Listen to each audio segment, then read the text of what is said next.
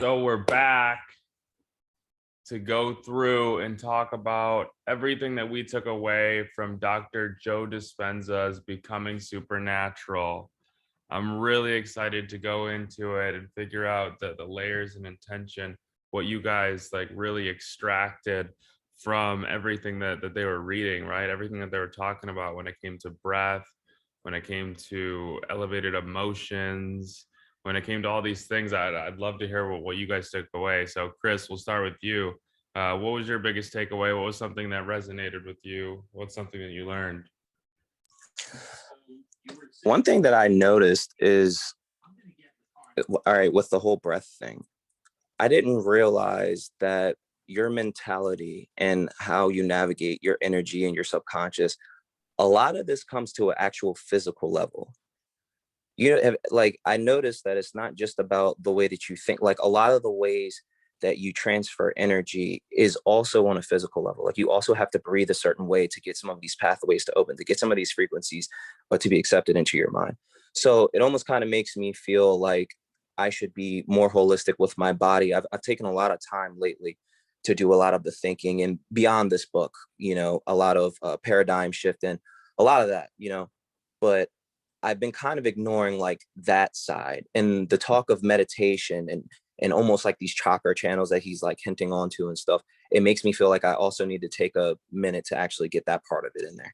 And maybe even like, eventually, I feel like spiritually it's connected as well. So, I'm very mental as a person, but I noticed that a lot. Like there was a lot of physical aspects to these things. Yeah. Because I don't know how to really say what I'm thinking on this one, but it has to do with the idea that the mind is leading the body, but in most cases, the body is leading the mind. So what we're trying to reach for the pinnacle is for our mind to lead the body. But right now, because we're in this state, because we're just now starting to understand this stuff, we're ruled out by our body. So 100% everything that you're saying as far as establishing routine, right? Establishing routine of breath work, establishing routine of meditation, establishing routine in which we have a renewed mind, right? That takes hold of the way and dictates what we really think reality is, dude. I I'm not gonna talk anymore. Kyle Powell, bro, what was something that you took away, brother? Yeah, as big as when he was talking about the meditation and how focused some of his students were on breathing and just feeling the motion of like how your breath is going down from your throat or esophagus, I should say, down into your lungs, and focusing on having it be more than a mental experience but a body experience. But there was something that he said. What was it, back at the beginning, where storing energy based on the center of your feelings translates into thoughts, meaning that your body responds to the mind and mind responds to the body, which in turn causes emotional response or dependency, or I should say. It's just noticing. It's just like, as much as you want to improve your mind, or if you think that your mind is good and you want to improve your body, you got to realize that these two things are coerced together, and they're the same. And as much as they're different things, they're the same to you when you're in your health, physical overall. Yep. Couldn't agree more, dude. Couldn't agree more. Thank you for sharing. Thanks for being here. Brandon Cruz, what was something that you took away, brother? Are you there? Can you talk? Hey, there he is. all right. One thing that I took away was it kind of opened my mind on like how to deal with emotions and problems to like get through and like stay determined and stuff. In the beginning of when we started reading, he said if you're like overly lustful, you're in the first center. If you're like feeling too much guilt, and if you're feeling like unworthy or like shameful, you're in the second center. If you're aggressive and feeling self-important and stuff, you're in the third center. And you got to find that balance by using like your body to send your energy, and that kind of like helped me in my situation and stuff with how I'm starting up. And like it's given me a little like help with how to deal with my problems and stuff, so I can start focusing more on what's important. Absolutely, absolutely. Just getting that foundational understanding helps us accelerate in the right direction, right? Because as we all know, there's so many distractions. So we can get distracted for this, get distracted for that, end up going in the wrong direction. But when we internalize and really get to understand exactly where we're at and how to change the trajectory of where we're going, that's when miraculous things start to take place in our life. So I'm grateful that that's what you took away. And I'm grateful for you being here on your first Bloomble book club. Absolutely, dude. I love you. I appreciate you being here. We'll go to Will Cameron. Will, what was your biggest takeaway? What was something that what was something that you learned? Man, the part that I took away the most, and that really fascinated me the most, was again, the practical aspects, what actually physically goes on in your body, how to control it, and how that correlates with with your vibration and attracting the body and outcomes in your physical world that you want. Specifically, when he talked about the sacrum bones, flexing in your body, and then the sutures in your skull. I thought that type of explanation behind how your body changes, when you breathe, and in turn, from those breaths, driving that cerebral fluid, from your centers into your brain, therefore activating, the strongest energy producing abilities that our bodies have, to again attract the outcomes and physical manifestations that we're wanting and desiring. So I thought that was just incredibly interesting. A bit as Cruz highlighted, a lot of studying and understanding around this whole practice. A lot of it is mental, but the physical breakdown and his explanations behind how your separations in your skull plates move and such during these breathing exercises, I thought was super, super powerful. Super, super powerful, bro. Super, super powerful. I'm going to read this book like Bob Proctor reads Think and Grow Rich. I really am, bro, because the way that he's able to dissect a lot of his understanding and the way that he's able to articulate it for us to get a good understanding, it's powerful for sure. You said it. Appreciate you for being here. We'll go to Josh Ruber. Josh Ruber, did you get your voice back? Can you talk? Yeah, a little bit. Love it. So what really resonated with me was where you place your attention, your energy. Where you place your attention is where you place your energy. That one really flowed with me because I understand it because I've been the negative one in the room, and I've also been the positive one in the room. So I know exactly how like that energy is, because to be honest, I've always kind of since I could remember, I've always been able to have strong energy, whether that was bad or good. And when I was, a little bit more negative back then, I was able to basically make the whole room negative if I want to. And it was a horrible feeling, especially looking back at it, because I almost tore apart like my family in some ways, you know what I mean? They couldn't stand being in the same room with me anywhere we went, all that. And I wouldn't even have to say a word. It was just the way I looked, the way I'd carry myself, or whatever it was. They could just tell what was going on in my head and all the above. And most people just did not want to be near me. So it's crazy feeling when you realize, when you're going to be like that. I was like, shit, I'm going to be alone for the rest of my life if I carry this on. So I flipped it, and it was hard. It took a while. I had to really stop bad habits, all the above, really break down my core and figure out who I want to be instead of who I was.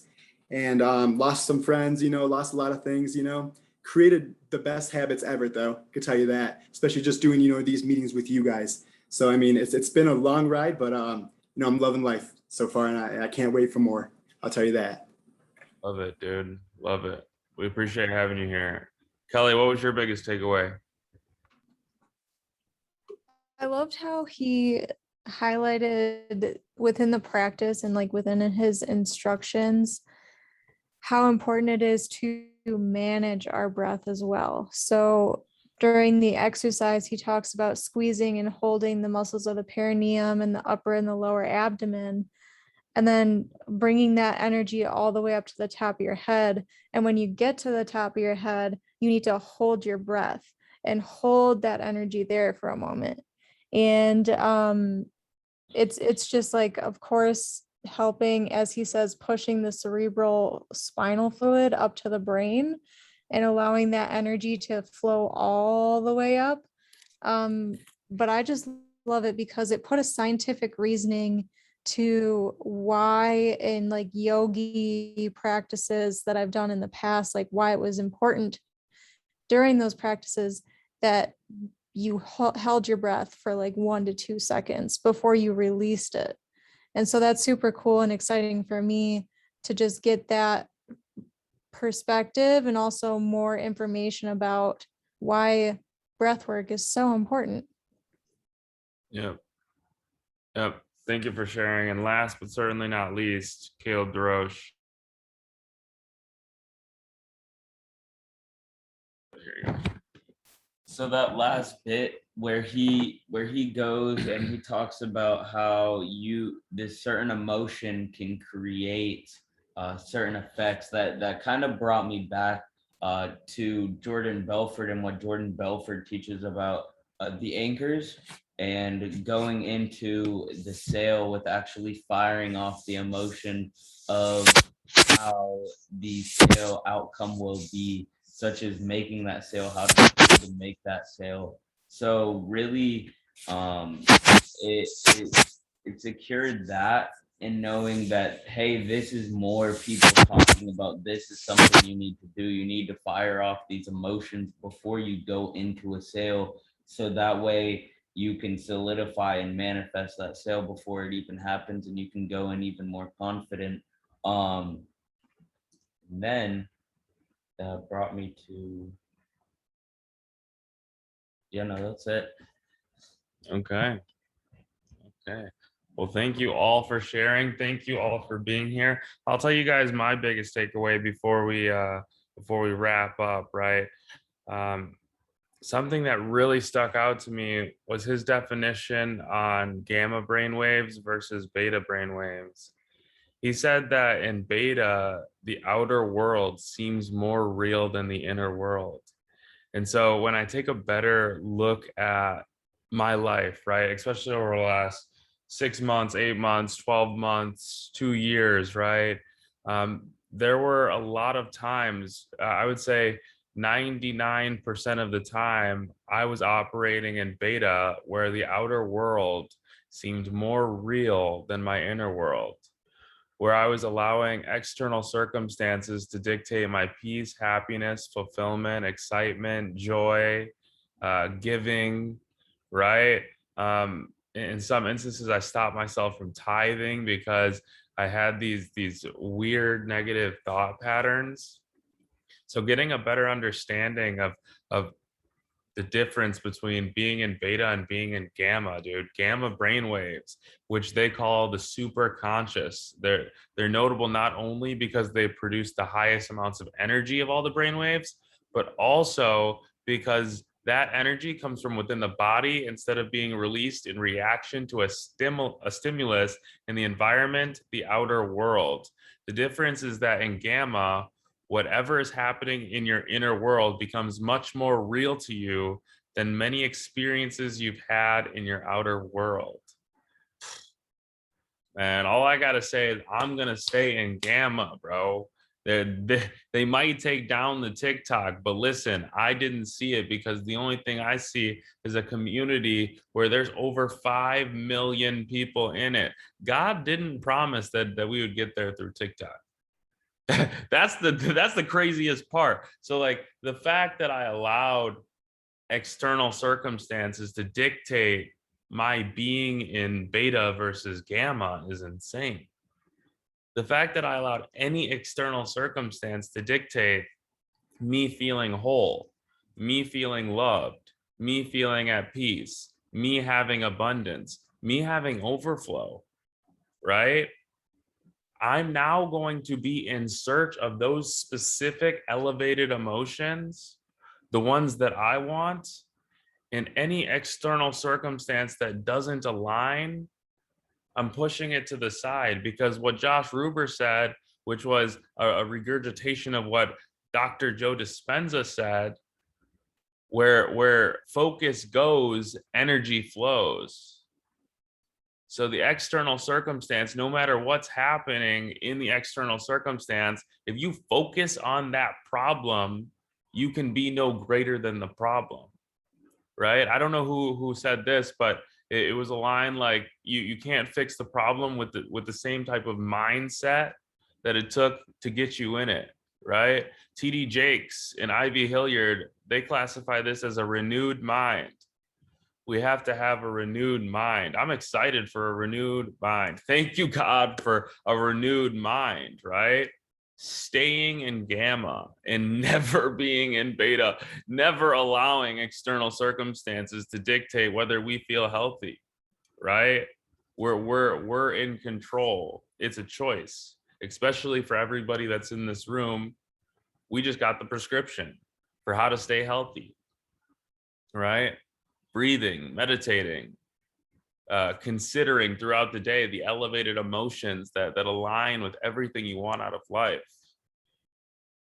That's what I took away, bro. It is so crucial. And I'm so grateful that each and every one of you guys were here to go over something like this, because it's going to improve our lives in ways I can't even begin to imagine, right? The Bible says exceedingly and abundantly above what we can ask or think.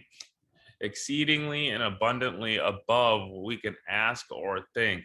The future is so bright. The future is so bright. Again, we weren't promised that it would come through TikTok. We weren't promised that it would come without any types of trials and tribulations. But this book just says, what are you focusing on? Because all of the issues, that they're not actually there. That's the distraction, right? If we're living in the end, living in the fulfilled results, living as if what we want has already materialized in our physical world, is there anything that's going to stop us? Is there anything that's going to change that feeling, that knowingness, right? So powerful, so powerful. I appreciate you guys.